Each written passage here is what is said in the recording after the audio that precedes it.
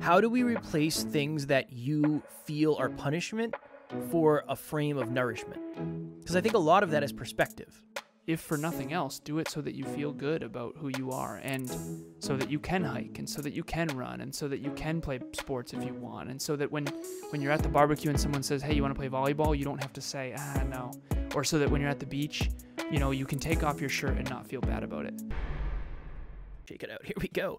Next Level Nation. Welcome back to another episode of Next Level University, where we help you level up your life, your love, your health, and your wealth. We hope you enjoyed our latest episode number 1476. Another reason your goals are so important. Excuse me. Today, for episode number 1477, fitness doesn't have to be punishment.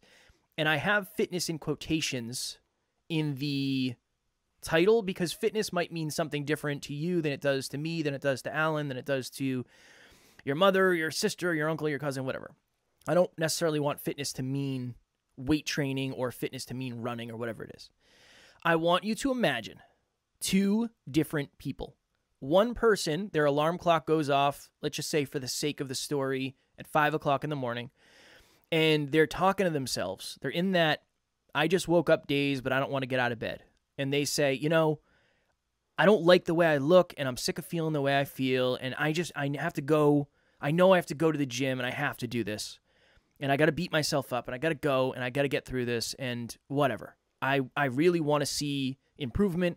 I'm going to go do this. And maybe eventually I'll get to the point where I'm proud of the body I've created. Okay, that's person one. Person two. Alarm clock goes off, 5 a.m. They have that same moment where they're in that daze when they have just woken up and they're thinking, I don't want to get out of bed. But then they say, I'm very, very grateful to have a strong, capable body, and I'm very grateful to have a body that is able to do challenging things, and I want to prove that to myself. I'm not going to the gym so I can beat myself up. I'm going to the gym to prove that I have gratitude for this strong, capable body. So I told Alan, I said, I want this to be punishment versus nourishment. Punishment is I hate myself and I need to keep changing myself until I love myself. That's punishment. Nourishment is I truly am grateful for the gift of the body I have been given. I want to make sure that I'm taking care of it. I would think of it from a couple other different ways. If you value your home and you get your house cleaned and your house washed and you wash the deck and you're taking care of the landscaping, that's not punishment. You're not doing that because you hate your house when it's messy. You're doing that because you want to nourish the environment you've created. You want to pour into the thing that you're proud of. So that really is my intention with this episode, because I understand many, many, many people, the relationship they have with fitness, exercise, whatever it is negative because it is a punishment. It's, I haven't done this for a long period of time, and now I have to punish myself back into being grateful for what I look at in the mirror. Now, I'm not saying it's that simple, where you can just switch your mindset and say, I am grateful for the strong, capable body, and I'm going to show proof by going and taking care of it. But I think that pivot is a great place to start, because when I go to the gym, and I understand this is completely different for me, but when I go to the gym, it's never about punishment. It's about fulfillment. It's about nourishment. It is. Now, my workouts are hard and they're brutal and they suck, but I'm not punishing myself. It's more an activity that I know is really, really good for me. It's really, really nourishing, even though it's challenging. It's really, really fulfilling. It shows a lot of self-trust, self-proof. So my desire is that we can all get closer to that for ourselves, because I think we'd be more successful when it comes to exercise, fitness, health overall. So it wasn't that long ago I tweaked my back. This was probably 2 months ago, something like that. And whenever I get sick or I tweak my back or I get injured, I always have this moment with myself of, damn, why wasn't I more grateful? Why wasn't I more grateful when I used to be able to? I remember I was playing basketball with Emilia this summer, and this was maybe a week before I tweaked my back, and I was playful, and And we were doing full court. We were running back and forth. We were doing drills. It was just awesome. And I was jumping I wasn't dunking, but I could touch the rim. And I remember after I tweaked my back, I was going for a walk with Emilia. Sometimes we'll do walks in the morning before we start our calls. And I was having trouble even walking around the block. Yeah. And I remember thinking to myself, it wasn't a week ago that I was running up and down the basketball court like I was in the NBA. Obviously I wasn't. But how did this happen? You know? And I just remember thinking to myself, like, I wish I was more grateful. I wish I was more grateful. I took that for granted. We play soccer over the summer. We go to the track. We hike. You know, we play basketball. And recently, Emilia and I went and we've climbed a bunch of mountains. It's the wrong phrasing. I think there's been like 7 different peaks or mountains that we've climbed together. You've been up to Everest? I've heard that's a pretty notable one. Have you made it there yet? I haven't yet. Haven't made it there yet. We have discussed the future of that, and probably not. It's probably not. I would be grateful if you didn't. Thank you. Yeah. It's going to be hard now. But we have done, I think we have 7 done. Appalachian Trail, Bradbury, Wachusett, Slide Mountains in New York. It's been actually pretty awesome. Emilia loves nature. I love fitness, so we do the hiking thing. Actually, for the first time in my entire life, considering myself a hiker. That was weird. So we're on Chauncey's Peak. This is in Connecticut. And it is by far the best hike I've ever been on. It was unbelievable. It was a rainy day, so there was no one there. We only saw, I think, 2 people the entire time. And it was downpouring, and it's got rocks on rocks on rocks. It was absolutely beautiful. It was up in this forest. There's this huge lake down below, and it's one of those hikes where you think you get to the top and realize there's another top, and then you think you get to that top and then you realize there's another top. Eventually you get to the tippity top, and you look down, and it's just this unbelievable view. It's misty, but you can see your car, I don't know, a mile down the way, and it's like, holy crap, look how far we came. So anyways, we continue down, and there's rocks along the side of this lake, and it's beautiful. Took a bunch of photos. And then there's this path along the side of the river/lake on the other side. It's like this big roundabout. And it starts to get a little bit dark. And Emilia and I have that moment of, okay, it's, we ask SIRI, if I say it right now, my phone and my watch are going to go off. But SIRI, we ask her, when does the sun set? And we go, okay, we've got like 45 minutes. All right. So we take our time. It starts to get a little bit darker than we thought because it was rainy. And we're like, all right, let's run this thing. So we get to the other side of this lake, and her and I just decide to jog the rest. Like, what do we got left? Probably a mile and a half. It's like, okay, let's just jog it. Most beautiful jog I've ever done in my life, hands down. Huge. It's like straight out of the Lord of the Rings movies. There's like a river on the left for the listeners who have seen the Lord of the Rings. The scene with the river that they're on at the end of the Fellowship of the Ring, it reminded me just of that. It was unbelievable. So we're running, and Emilia's crushing it. And I'm impressed because I have these long giraffe legs, and I'm an ectomorph, and so I'm pretty good at cardio. And she's crushing it, and I just have this moment with myself of, this is the most beautiful run I've ever been on. We just hiked to the top of this Chauncey's Peak. We've been hiking all day. All day is an exaggeration, probably three or 4 hours. And we got to spend extra time up there because we knew with high certainty that we'd be able to run back. And I had this really cool moment with myself of gratitude of, there are a lot of people out there that are injured or not physically fit enough to actually do what we're doing right now. And that was a really cool moment for me because it wasn't 2 months prior to that where I was having trouble just walking around the block.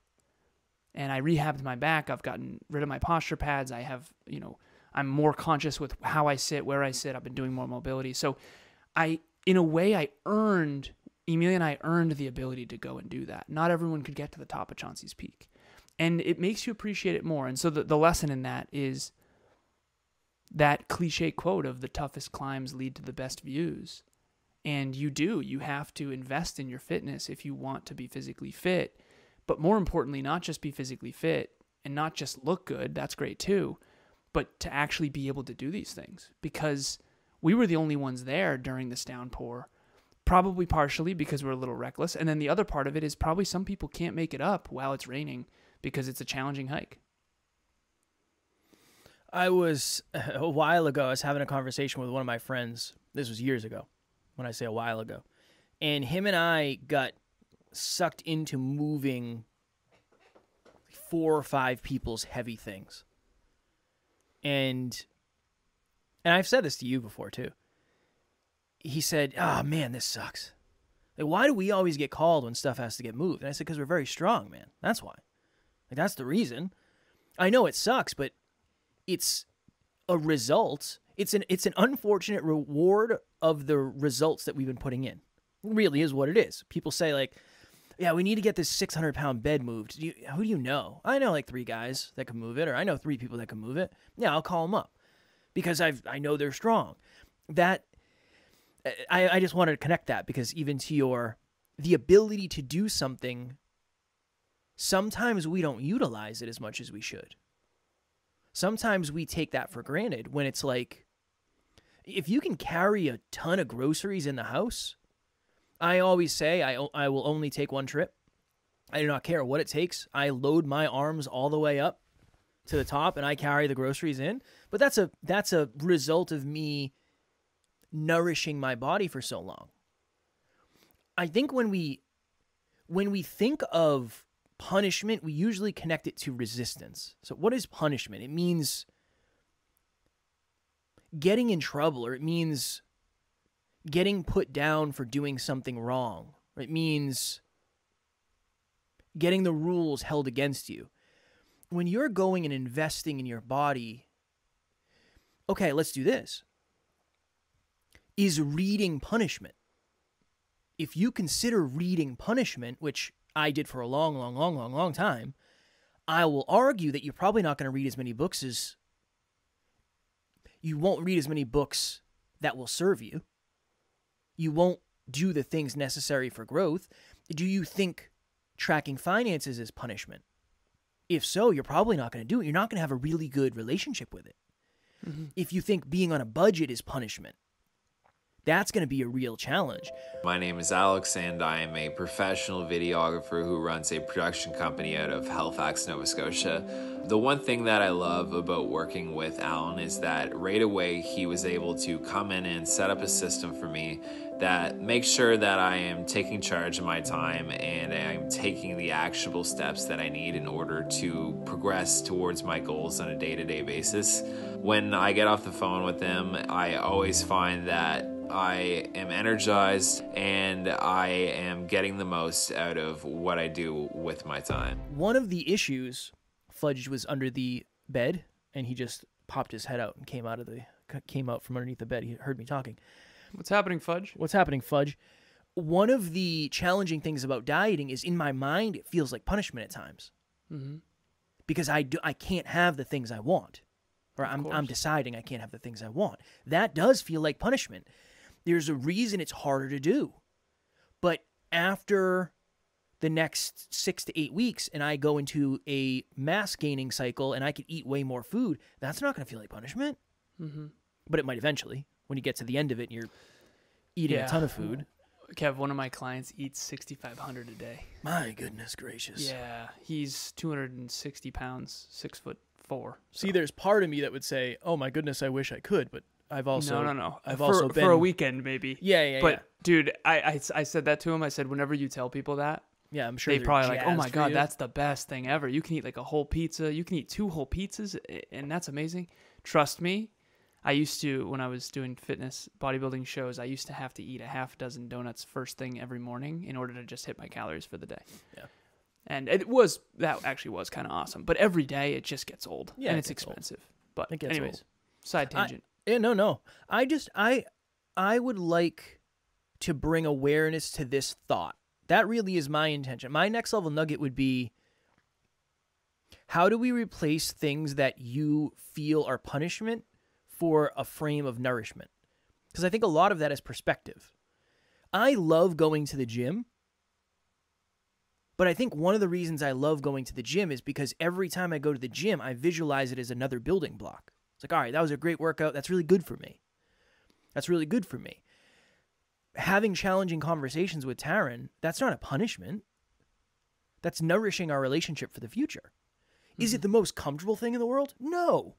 No. But none of the things that facilitate growth are, really. So yeah, that would be my question is, how can you, if you're struggling with this, pivot punishment into nourishment and say, I'm not going to the gym because I hate my body. I'm not going for a walk because I hate my body. I'm not going to Pilates because I hate my body. I'm not going to watch what I eat because I hate my body. I am going to do all those things in the service of my body, for the gratitude of my body. And I would argue that many, many, many people that are running fitness streaks right now have pivoted that. They're not doing it because they have to. They're doing it because they want to, and they know that's what's best for them and their body. So that would be my long, roundabout next level nugget for this episode. My next level nugget is something I've been teaching constantly in my coaching lately, which is this cycle of when you invest in yourself, you grow. And when you grow, you believe in yourself more, which makes you want to invest in yourself more. If you go to the gym, that's an investment in yourself. Then you're going to believe in yourself more, or you're going to grow more, and then you're going to believe in yourself more. It's an upward cycle. You gain momentum. The real reason that I work out, I don't have high self-esteem when I don't. Therefore, if I want to have high self-esteem, if I want to have high self-belief, if I want to be proud of the man that I am, working out is something that is a necessity for me to feel good about myself. Because I remember the days when I wasn't working out, I wasn't taking care of my body, I wasn't hydrating well, I was drinking too much alcohol, I was not doing weights, and I didn't feel good about myself. I think all of us know deep down that we are capable of more. And when you invest in yourself, you're going to build belief, you're going to build self-esteem, you're going to build self-respect. And that's why you should do it. You shouldn't necessarily do it. I think there's other things that can motivate you. A wedding coming up, or a fitness show, or having a coach that keeps you accountable, or, a fitness challenge on Facebook. All of those things I think can help. I really do. And I actually encourage them. Mm. But I do believe that underneath it all, you can either invest in your own physical fitness, which will build your self-esteem and self-belief, or not. And my next level nugget is, if for nothing else, do it so that you feel good about who you are, and so that you can hike, and so that you can run, and so that you can play sports if you want, and so that when you're at the barbecue and someone says, hey, you want to play volleyball, you don't have to say, no. Or so that when you're at the beach, you can take off your shirt and not feel bad about it. I think that, to me, maybe I'm biased, I think being physically fit, I was so unfit for so long. Tall, lanky, skinny, fat, so unfit for so long. I don't think there's anything more important. There's nothing that I value more in the world than my own physical health. I think physical fitness is the most important thing. Health, wealth, and love. Kev asked me one time, he said, if you could be the healthiest person in the room, the wealthiest person in the room, or the most in love in the room, which one would you choose? And I said, how dare you? How dare you? I want all three. I'm just joking. But I do want all three. And I said, honestly, it would be health for me. It would. It would be physical health. I don't feel fulfilled when I am letting myself down in fitness. And I know that I'm not alone in that. So if you resonated with that, I hope that doing it because you get to, doing it because you remember what it was like when you tore your ligament or hurt your back or whatever. But I need that stuff. I need to remember what it was like to struggle to walk around the block. Mm. I need to remember that because it keeps me grateful.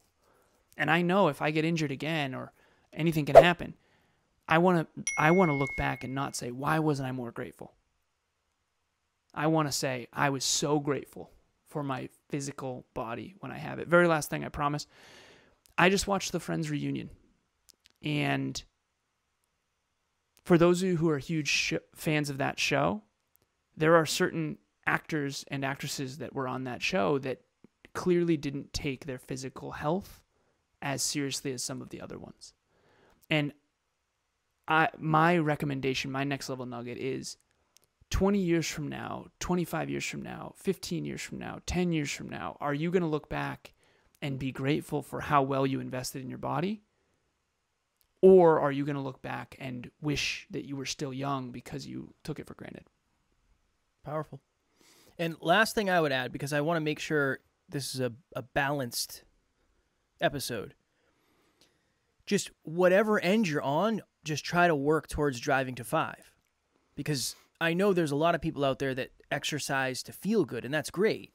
But oftentimes you don't get the results of actually feeling good until you do something long enough to work through, I don't really feel good, this kind of sucks, this kind of sucks, this kind of sucks. And then eventually you get to the point where you start to see some results and benefits. So wherever you are on the drive to 5, maybe you're someone who it's always punishment. Maybe you're someone who is unreasonably grateful all the time. Figure out how we can utilize the drive to 5 in order to improve the results. And for those we have many new listeners over the last month or so. The drive to 5 is an episode we've done many times, and it's a framework we've used in everything. The thought is, some of us are way too scarce when it comes to money. Some of us are way too abundant. Some of us are way too scarce when it comes to our time and planning. Some of us are way too abundant. Some of us are unreasonably confident, and some of us are very, very, very insecure. The goal is to drive to 5 and have the best of both of those. The strengths of being good at planning your day, but also the flexibility to stay longer if you have to, whatever. Somebody who's very confident, but also very humble. Somebody who is very proactive, but also can be reactive, right? Just the goal is to get to the drive to 5. The middle is what we're always aiming for. Mm-hmm. Next Level Nation, if you are listening to this episode and something broke loose for you and you say, you know what? I think I'm ready for a deeper dive into my own next levelness, my own self-improvement. Our 12th round of group coaching is starting on October 10th. With the discount code we will have in the show notes, it ends up being $96 per month. And I can't imagine a more valuable group coaching program for that price.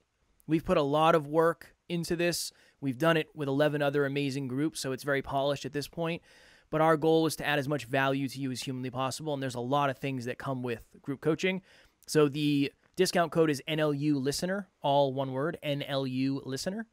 And any questions you have, you can always message Alan and I, email us, whatever. I got invited on another podcast recently, and in order to do my research to decide whether or not I wanted to go on the show, whether or not it was aligned, I looked at some of the reviews and read some of the reviews. And it reminded me that we do not ask enough of our amazing listeners to please leave us a review. If you are a listener of this show and you've gotten value and this show has improved your life, please just speak from the heart. It doesn't have to be anything crazy. Please leave us a review. We really appreciate it. Tomorrow, for episode number 1478, another way lack of belief shows up in our lives. I hope you had a wonderful weekend. I hope you have a great Monday, because if you're listening to this, it's a very early Monday if you're listening when it just came out. As always, we love you. We appreciate you. We are grateful for each and every one of you. And at NLU, we do not have fans. We have family. We will talk to you all tomorrow. Keep investing in your fitness. Next Level Nation.